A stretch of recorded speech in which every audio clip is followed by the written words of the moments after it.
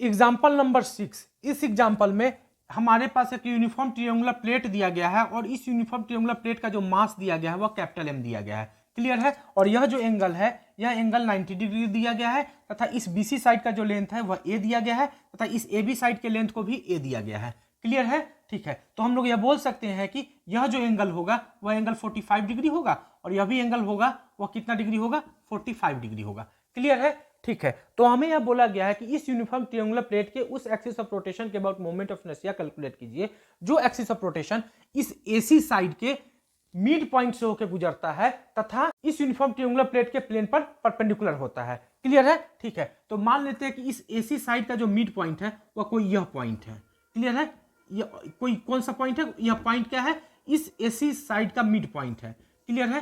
तो हमें इस मिड पॉइंट से गुजरने वाले एक्सिस के about moment of inertia calculate करना है जो एक्सिस इस यूनिफॉर्म ट्रायंगुलर प्लेट के प्लेन पर परपेंडिकुलर होता है। क्लियर है। तो मान लेते हैं कि यह जो यूनिफॉर्म ट्रायंगुलर प्लेट है इस बोर्ड के प्लेन में रखा गया है तो एक्सिस ऑफ रोटेशन कुछ इस तरीके से होगा। यह एक्सिस ऑफ रोटेशन क्या होगा, इस यूनिफॉर्म ट्रायंगुलर प्लेट के प्लेन पर परपेंडिकुलर है तथा इस एसी साइड के मिड पॉइंट से होकर गुजर रहा है। क्लियर है। तो हमें इस एक्सिस ऑफ रोटेशन के अबाउट इस यूनिफॉर्म ट्रायंगुलर प्लेट का मोमेंट ऑफ इनर्शिया कैलकुलेट करना है। क्लियर। ठीक है, तो इस एक्सिस ऑफ रोटेशन को हम लोग डायग्राम में कैसे दर्शाते हैं, तो इस डॉट को इस सर्कल से घेर देते हैं तो यह डॉट और सर्कल मिलके इस एक्सिस ऑफ रोटेशन को इंडिकेट करता है। क्लियर है। ठीक है, तो इस एक्सिस ऑफ रोटेशन के अबाउट मोमेंट ऑफ इनर्शिया को कैलकुलेट करने के लिए हम लोग पैरेलल एक्सिस थ्योरम का यूज करेंगे। क्लियर है। ठीक है, जैसा कि हम लोग यह जानते हैं कि जब इस बी वर्टेक्स को और इस मिड पॉइंट को हम लोग एक स्ट्रेट लाइन से मिलाते हैं तो यहाँ पे यह जो एंगल बनता है वह एंगल 90 डिग्री बनता है। क्लियर है। और इसी साइड पर, ठीक है, इसी साइड पर के इस पॉइंट पर इस यूनिफॉर्म ट्रायंगुलर प्लेट का सेंटर ऑफ मास एग्जिस्ट करता है।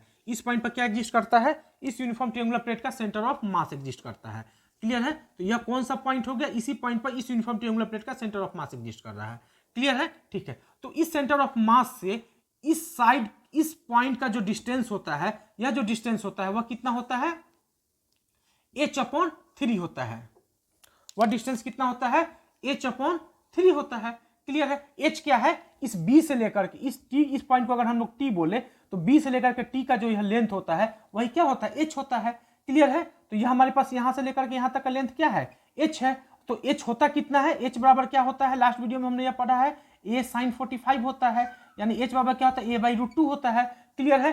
तो इस सेंटर ऑफ मास से, ठीक है, इस टी पॉइंट, इस सेंटर ऑफ मास को यदि हम लोग ओ बोल दे, इस सेंटर ऑफ मास को हम लोग कौन सा पॉइंट बोल दे, ओ पॉइंट बोल दे, तो ओ से लेकर टी का जो डिस्टेंस होगा वह डिस्टेंस कितना होगा, h/3 होगा। और h हमारे पास कितना है, a/√2 है।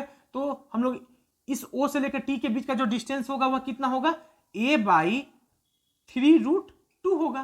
क्लियर है। ठीक है, तो यहां से लेकर यहां तक हमें डिस्टेंस पता चल गया, वह कितना, a/3√3 है। क्लियर है। तो यह हमें ओटी डिस्टेंस पता चल गया, वह कितना हमारे पास, a/3√2 है। क्लियर है। ठीक, जैसा कि हम लोग यह जानते हैं कि यदि एक्सिस ऑफ रोटेशन इस यूनिफॉर्म ट्रायंगुलर प्लेट के सेंटर ऑफ मास से होकर गुजरे तथा इस यूनिफॉर्म ट्रायंगुलर प्लेट के प्लेन पर परपेंडिकुलर हो तो इस एक्सिस ऑफ रोटेशन के अबाउट इस यूनिफॉर्म ट्रायंगुलर प्लेट का जो मोमेंट ऑफ इनर्शिया होता है उसे यदि हम लोग आईसीएम बोले तो आईसीएम होता कितना है, आईसीएम जो होता है वह ma² होता है। क्लियर है। यानी इस एक्सिस ऑफ रोटेशन के अबाउट इस यूनिफॉर्म ट्रायंगुलर प्लेट का जो मोमेंट ऑफ इनर्शिया होगा वह कितना होगा, ma² होता है। क्लियर है। क्लियर है। तो हमें किस एक्सिस ऑफ रोटेशन के about moment of inertia calculate करना है, हमें इस एक्सिस ऑफ रोटेशन के about moment of inertia calculate करना है। क्लियर है।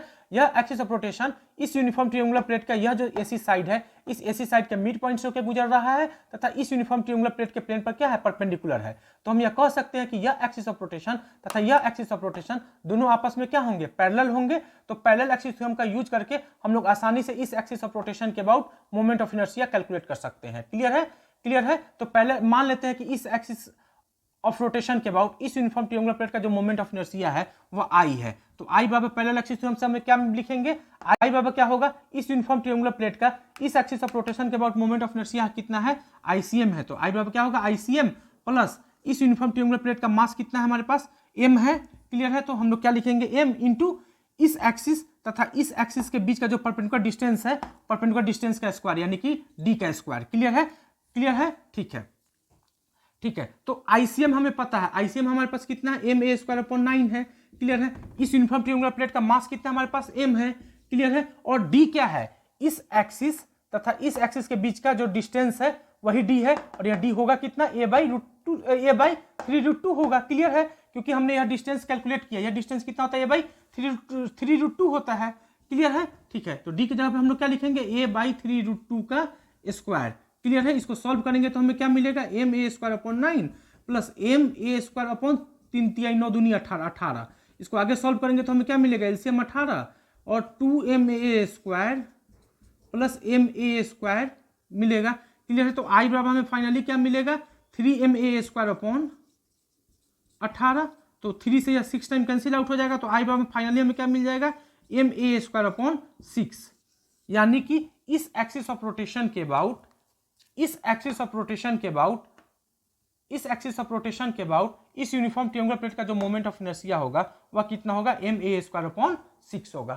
क्लियर है, तो आप इस वीडियो को एक बार देखिएगा, समझिएगा और इस प्रॉब्लम को खुद से निश्चित रूप से सॉल्व कीजिएगा। Okay, thank you.